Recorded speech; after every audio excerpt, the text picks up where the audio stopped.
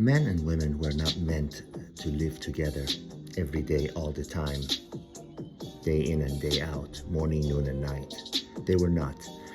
This is why, this is true from the Cape days. This is why when you if you've been lucky enough to experience those relationships where you're dating someone and you see each other maybe in the middle of the week, and then every other weekend, or on weekends, every weekend that you would want to see each other, when you both have time and are relaxed and are in your best mood and want to be with each other.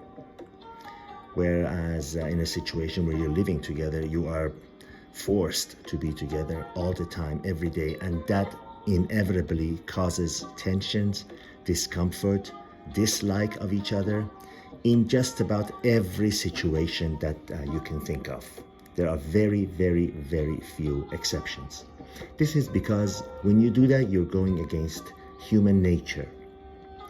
You know, if somebody places you in the most desirable part of the world, say, for example, one of the places I can think of that I agree with, let's say in the French Riviera, someone puts you in one of the nicest seaside cities in Cap Ferrat in the south of France, but says there is only one condition: you can never leave. You would not like that. That feeling of entrapment, that feeling of, you know, why can't I be free to do whatever I want? That feeling of permanence will create a negative sensation in all of us, and that's human nature. And the same thing is true when you're married and you are living together, and that fear of permanence, that black cloud over your head, that for the rest of your life this is it, does not sit well with a lot of people. And this is one of the main reasons that I think we should think about these cultural pressures that are put on us, and think to ourselves, just because others have been doing it, is that a good idea? Just because some people, you know, say, masses say this is the way to do it, this is the journey, just because especially women force us and insist that we go that route, is that really the best thing for us? And when you add on top of that the layer of the legal aspect of it, okay, so you're not just married to somebody and you have to be with them for the rest of your life, but you are legally bound and forced by the state, by the government, to stay with that person, and if you decide to leave, there will be severe consequences. Now, I am obviously not against being with women. Let's assume we're talking to men here. I am absolutely for it. I love being with women. I can imagine life. I cannot without interaction with women, because I consider myself a normal heterosexual person. But I cannot imagine living with someone all the time, every day. I see people traveling together, and because in that situation you are forced to be together even more so than when you're living with someone, because when you're living together, you know, you go off to work and then see each other at the end of the day, and you go on business trips or whatever, so you have time away from each other. But when you're traveling together, you're together morning, noon, and night, every day, day in and day out. And that's why they say traveling with someone is the best test of seeing if you're compatible. Well, yeah, you can bet it is a test, and 99% will find out. Even if you're compatible, you don't want to be with someone all the time, every day. Even if that's a male friend, or if you're a lady, a woman, even if that's your best girlfriend, you don't want to be together all the time. Arguments arise almost in all cases.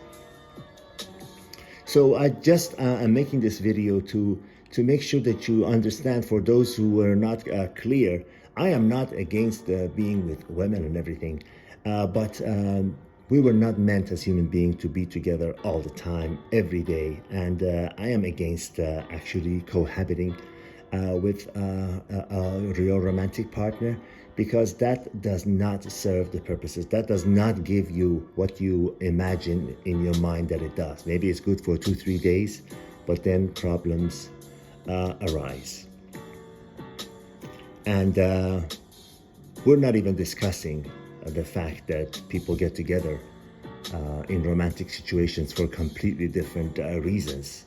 They confuse the little things, the far and few in between things that you have in common with each other, that you actually both want. They confuse that as being the majority of the cases, where it's not. It's not. I don't care who you are, in what part of the world you are, in what culture you are.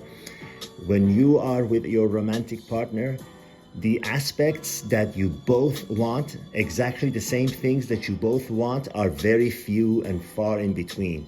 And most of you want, and most of the time you want things that are very different from each other. You want to do something else and she wants to do something else.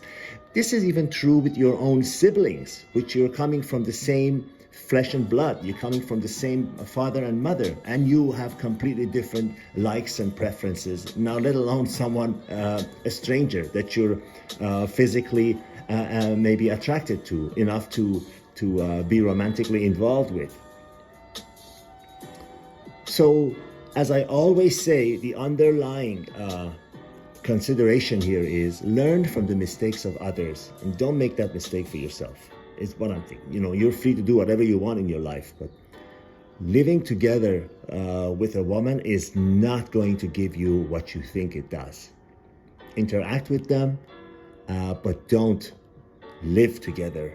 And most certainly, under the Western laws, do not marry women, because the laws itself have even make the nicest women turn into devils. I have a case. I always give examples. I have a case of a person, not even a friend, an acquaintance, who said they agreed on a divorce after 27 years or whatever, and the wife said, "Don't worry, I'm not gonna have your retirement. I just want the basic, half of the house and equity in the house and whatever." The children were grown, so she didn't want child support.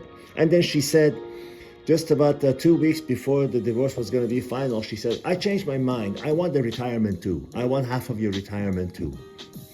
So, because the lawyers sit with them and say, "Hey, you want to leave money on the table? You want to risk being, without money and having to go back to work again and all that." They convince them because it's in their interest. It's in their interest to extend these things and get the most money, so their portion is higher. They want to justify their fees. Who wants to buy all those headaches for themselves? Avoid the marriage situation and you rid yourself of all those potential disasters. I'm telling you what I've learned in the hope of you learning from the mistakes of others. God be with you. Enjoy life. Do what makes you happy first. All the best.